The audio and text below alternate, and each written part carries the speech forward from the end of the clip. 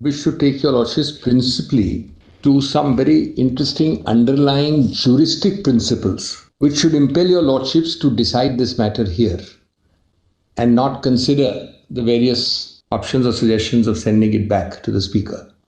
That's going to be the bulk of my argument. The very important question which fell from the bench, and the Honourable Chief Justice in particular, about the role of the governor. Well, this is a very unique and a strange case, and I would say from this side a sorry case, where your lordships has double whammies and triple whammies. Let me explain how. My Lord Mullis put the question of the governor's role. And in one sentence, the question is that if your lordships if the governor found that there is something to be decided by way of unstable majorities, even if you exclude 39, why can't he go and have a trust vote, etc., or a decision on the true majorities in the confidence of the House? Well, it's the first thing when you start on that query has been perhaps not given sufficient weight. And the first thing is that your lordship's fundamental rock-solid principle of interpretation of constitution and statutes is that if intentionally a constituent assembly in its amending power of the constitution deletes something, your lordship gives full effect and scope to the intendment behind that deletion. That is as axiomatic. It is obvious a puny contract or a statute, much less a constitutional amendment, where your lordship's intention is to give effect to that intention. So para 3 has been deleted. Now, para 3 deletion is not a small thing. There are debates, there is a SOR, the Constituent Assembly, the Constituent Parliament in its constituent capacity said, look, we must delete it. Why this case is bizarre is that there are at least two circumventions of that deletion directly by high constitutional authorities. Circumvention 1 is clearly this way or that way, whether the governor can do it or not do it, the lordship will decide separately. But clearly and specifically, the governor is acting on a presumption of a split. In whatever way he's acting. Now, as the governor, most of all, is supposed to know the Constitution. All of us are supposed to know the Constitution, and ignorance of the law is no excuse, much less ignorance of the Constitution. There is no system, and I'm not talking of your lordship's narrow question of trust vote, non-trust vote. There is no basis on which your lordships can reconcile and harmonize the factual invitation and oath giving on the one hand with the legal deletion of para 3. That's my proposition. The two are irreconcilable. And that is a very major constitutional sin underlying this whole supposition and context. The second makes this even more bizarre. There is a direct finding in not one but many paras of the EC order that this is a split. I'm not asking Lordship Justice Shah is right. We are not on appeal on that. That's not the point I'm arguing. I'm on the context, People are here going around merely on the assumption of a split, then the Lordship might as well wind up the 10th schedule, the constitutional amendment, the deletion. What's the point of it? The second answer. Your Lordships decides cases, not that your Lordship decides the narrowest of narrow issue, your Lordship decides the whole context. But your Lordship doesn't decide beyond the context of a case. Your Lordship is very careful, otherwise the things of a biter and all that come in. And your Lordship doesn't have time to spend on hypothetical questions. But let us see the context. The context of this case can be divided into broadly three or four categories. And that context makes it clear that your Lordships need not be bothered about the governor coming into the picture at all. The first phase of this context is the expedient of giving a disabling notice. I call it a disabling notice before I intend to defect. Now that will be awaiting your Lordship's decision on Nabab. So phase 1 or part 1 of this context is disabling notice. Your Lordship must decide in Nabab. That's the whole argument we made for 2 days. But clearly the context is that step 1. And if that is wrong, then a lot of things fall down. And that is wrong in case your Lordship doesn't agree with the literal text of Nabab. The second part is that we are also forgetting repeatedly the object of the 10th schedule. well as more than any other jurisprudence in this part, subject of constitutional law, are cases again and again talking of two things: the evil prior to 84, the object of plugging that evil, the mischief rule, and what your lordship is doing by the 10th schedule.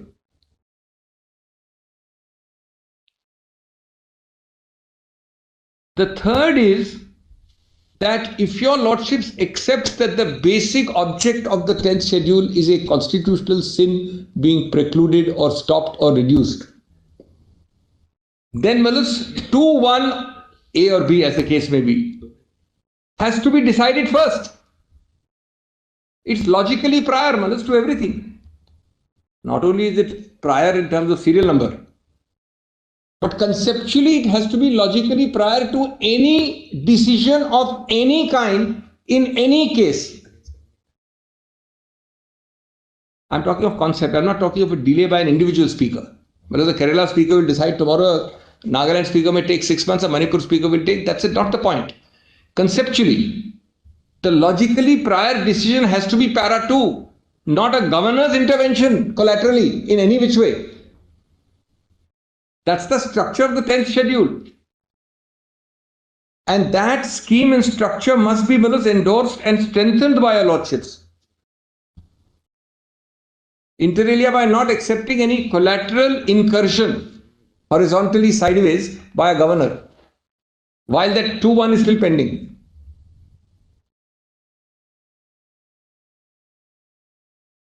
The fourth.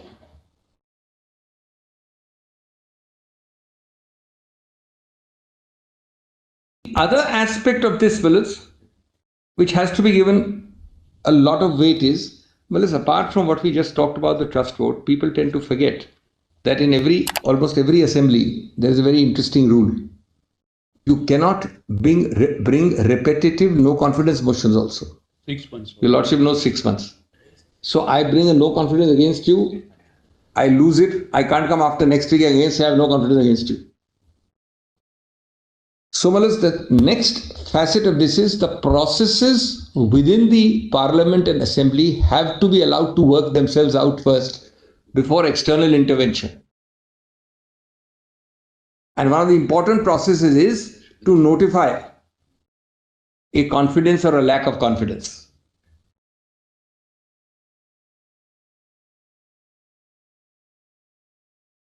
If your lordship is so careful about not even allowing repetitive bites at the apple to destabilize a government, your lordship will allow an external incursion without even a single no confidence motion. I'm not repeating, I'm giving lordship in addition the larger context.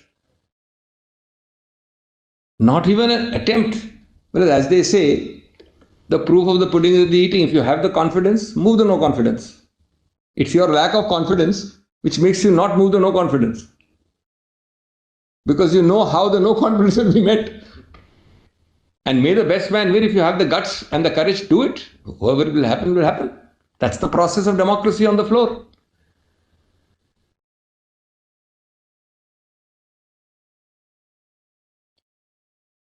Incidentally, when I've done the maths, that chart, it is not that your lordship will only ask them to show the material.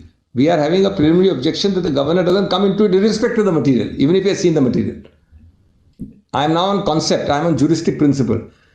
There is no role of the governor till now, till whatever I have said, 2-1, etc., process, no confidence, no role for the governor. It's a second separate question on facts, what the governor saw, did not see, but he had no locus to see or not to see. So what's the point of going into down that path, fellows? The governor had no locus at that stage to see or not to see. Well, it would really amount to a very strange thing where the governor would, governors are now, obviously, Shri reads the debates of Mr. Ambedkar and now there's a vast difference. But governors are also creatures of political connection. The governor would say, I see a group of people here. Why are you bothered about moving a no confidence? Come to me, we will see something. There's no need for us. The assembly gets substituted. You'll be circumventing and short-circuiting the entire process of no confidence on the floor. Yes.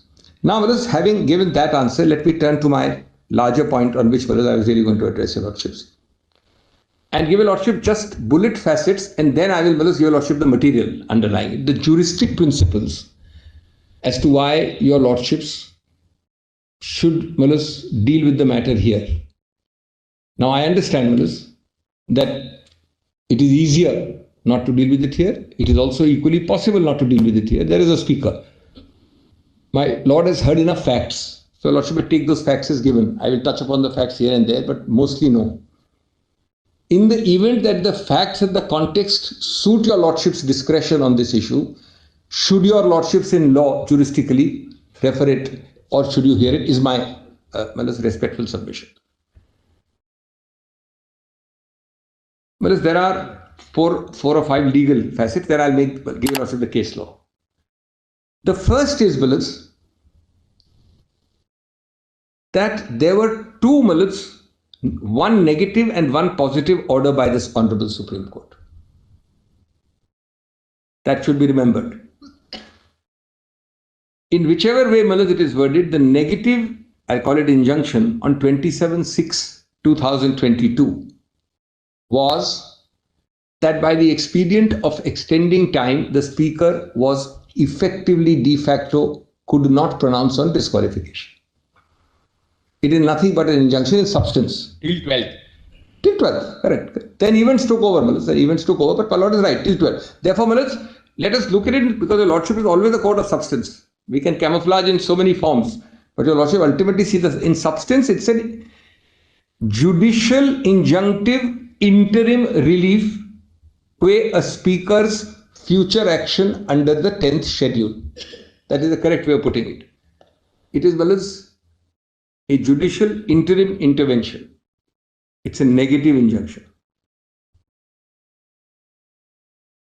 And the second was a positive injunction, if I may call it, or an order of 29th, allowing the trust vote to be held. So not injuncting the second day, injuncting the first day. So there is a negative judicial intervention followed by an affirmative judicial intervention. I am not making any value judgment. Your lordship would have heard it next week, 2 weeks later. Who knows, everything could have been reversed. I'm not saying that at all. I'm not saying right or wrong. But I'm saying one thing is clear, that the formation of a government, I'm making a neutral statement, I'm not allocating, is clearly the direct and inevitable result of the combination of these two orders. Your lordship could have heard it next week and upheld it. So lordship would be right. Your lordship could have reversed it. Your lordship would be wrong in the interim then. That's not the point. The point is, let us not see this case in the abstract in an ivory tower unrealistic approach. Let us see it in reality. We have to smell the constitutional coffee, if I may say so. The reality is this, that absent these two negative and positive orders, your lordships cannot have this consequence of a change or a new government. This will have, correctly an effect on your lordships needing to decide this year. Then, the second aspect, I'm only giving the legal bullets, I'll cite the case law later. The second legal aspect, the juristic principle is the language of that order. Now, we all say it casually. Sometimes your lordship is also made to say it casually, but these are terms of art. Your lordship has used them for decades and centuries in law. And these common law terms of art have to be given effect to. Don't go to the page, just note your lordship's order on 29th read like this, one line, quote unquote, subject to the final outcome of the instant writ petition as well as the writ petitions referred to above, unquote. The first time your lordships ordered demolition, the first time, not now, of a 20-story structure was almost 15 years ago. Demolition, in that sense, with people living and concrete and mortar in the building, is much more irreversible than merely a political thicket or a scrambled political egg created from 22 to now. Now I come to what subject to means. The object of this phrase subject to are two and threefold. One is that your lordship's speaks in rem, not just bilaterally between the parties. Your lordship speaks to the whole system, to the whole world. And second, your lordship is giving a fair warning that everything which is happening after this is subject to, but on your risk and cost. And thirdly, your risk and cost means all consequences, equities, vested rights, all status quos you create each day after that. Is it your risk and cost? We are warning you. Don't blame us later. That's the meaning, Mullahs, of this, and I'll cite a case presently on that. Therefore, Mullahs, the moment, either your lordship doesn't say it, the moment your lordship says that, no one can come and plead equities, vested rights, events, scrambled egg, irreversibility, etc., etc. Because your lordship takes into account this in advance. If your lordship passes subject to today, it is different from passing in 2022 June.